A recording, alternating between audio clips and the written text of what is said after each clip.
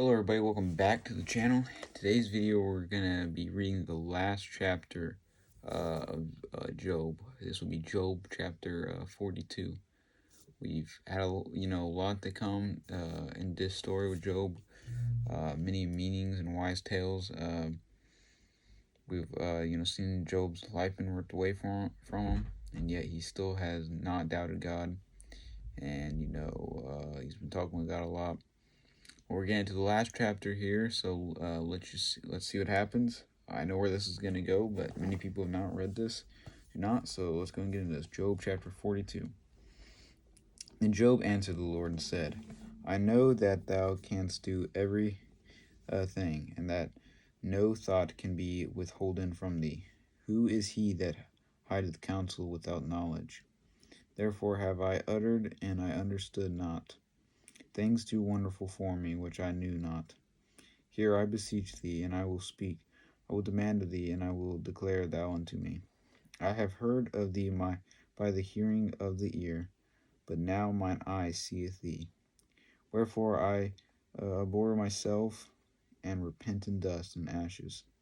And it was so, that after the Lord had spoken these words unto Job, the Lord said to Eliphaz the Temanite, my wrath is kindled against thee, and against thy two friends, for ye have not spoken of me the thing that is right, as my servant Job hath. Therefore take unto you now 7 bullocks and 7 rams, and go to my servant Job, and offer up for yourselves a burnt offering, and my servant Job shall pray for you.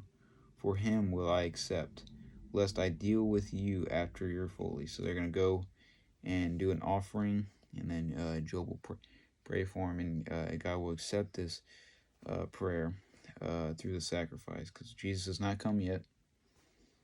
So obviously he was the ultimate sacrifice. So this was in the early Bible, so where they still sacrificed animals and things a lot. Lest I deal with you after your folly, and that ye have not spoken of the thing which is right, like me, my servant Job. So Eliphaz the Temanite, and Bildad the Shunammite, and Zophar the Naamathite went and did according as the Lord commanded them. And the Lord also accepted Job. The Lord turned the captivity of Job when he prayed for his friends. Also the Lord gave Job twice as much as he had before. So he gave Job twice as much as what he had before. All of this that Job has been put through, because he stuck it out, because he didn't blame the Lord, because he trusted God, he blessed him with twice as much as he had before, twice the amount of servants, twice the amount of land, twice the amount of cattle, twice the amount of family. He had even more kids. He had even twice the amount of money. He had, he had everything. He had before. It was all raised. So I mean, he was very wealthy and very had a very much, just probably, twice. He probably gave him even more land and everything. So truthfully, he probably had a large farm and everything. And God waited. Job. This was over quite some time. I mean, these 42 chapters were long. This was over quite some time that Job went through this, and even just being sick and everything. He had parasites. He had, the warts and all that stuff on his body. He was sick. He was just, in constant pain. He lost everything, so he was in grieving, and just all this stuff. And because he stuck it out, not only was he gonna be able to see, not only see, Job thought that he'd done something wrong. So, this was his punishment. Because for every sin you do, there's a punishment. So Job was like, this is the punishment. He wasn't for sure what he had done, but he knew he had done something. And the truth was, as we learned before, that the devil and God, devil basically didn't think that he would stick it out. Basically, if he took everything, he just thought Job was with God because God gave him so much. So God tested him, and that obviously wasn't the case. He was for God and a Christian because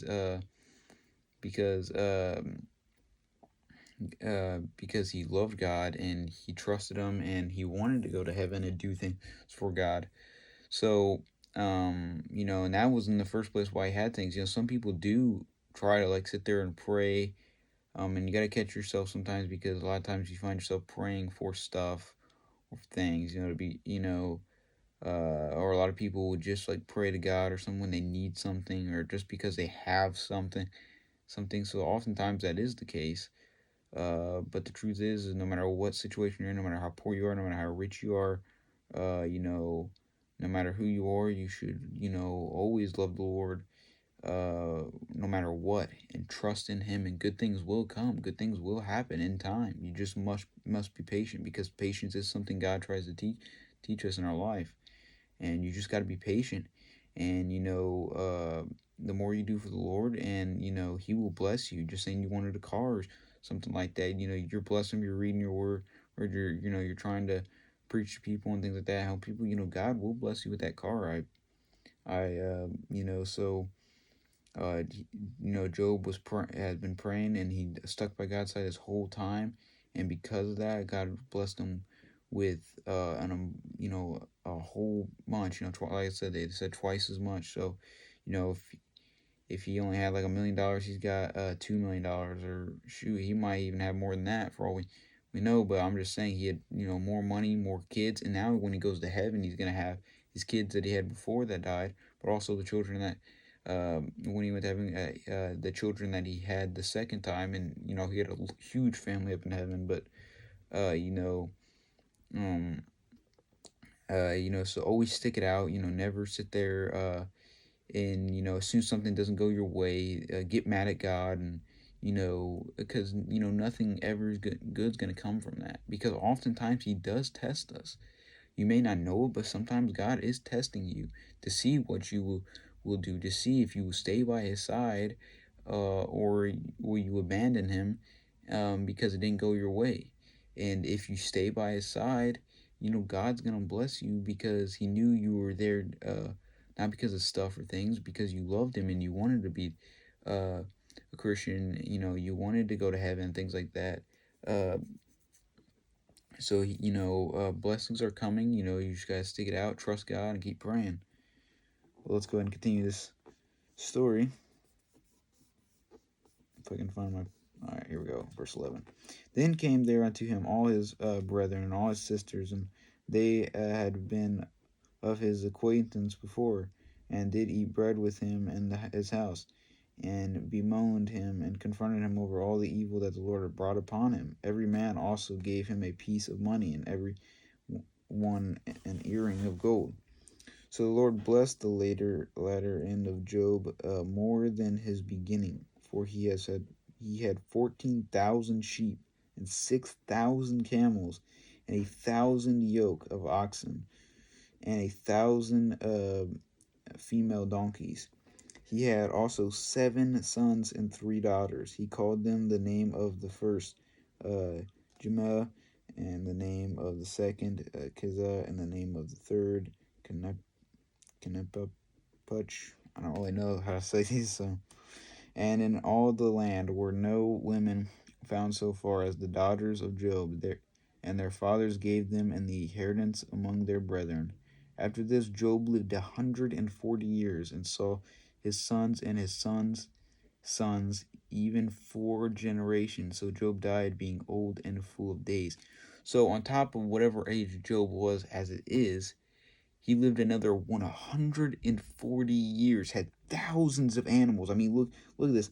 14,000 sheep. 14,000 sheep. This is like, nowadays ranch, some have like 100,000 cattle or whatever, but he didn't just have 14,000 sheep. He had 6,000 camels and 1,000 oxen. Just all this stuff. He had, what was it?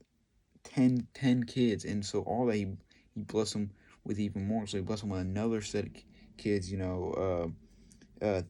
Top, you'd have to double the mouse. Instead of 6,000 camels, it was 12,000 camels. So I mean, and like I said, he lived another 140 years and was able to see four generations of, his kids' kids and their kids' kids. So he was able to see, four generations of his family. Um, so like I said, you always got to be patient because Job, he was blessed in the beginning of his life. He did have, I'm sure it probably wasn't like when he was 20 or something like that. It was probably more closer to when he was like in his 40s or 50s, just depending on, they lived much longer than what we did back then. But you always got to be patient. It may not, your blessing may not come to your 25, to your 30, to your 40, to your 50, or it could come, in a week or a year or whatever. But you just got to be patient. Anytime you kind of get frustrated, just think of patience. God is planning something for you. He has something for you, and you will be blessed, and He will bring something your way. So use Job as motivation. Always stick it out. Always trust God. Things might not always go your way. Uh, you know, and just trust God. Sometimes I heard this before. It says oftentimes the thing you want to happen is the best thing that never happens. So no matter which way your life goes, just trust God because something good is gonna happen. I thank you guys for watching. Hopefully you guys enjoyed this and learned something from this. Uh, we might be starting Jesus' birth next week, but we'll see. So I'll see you guys next week, and as always, take it easy.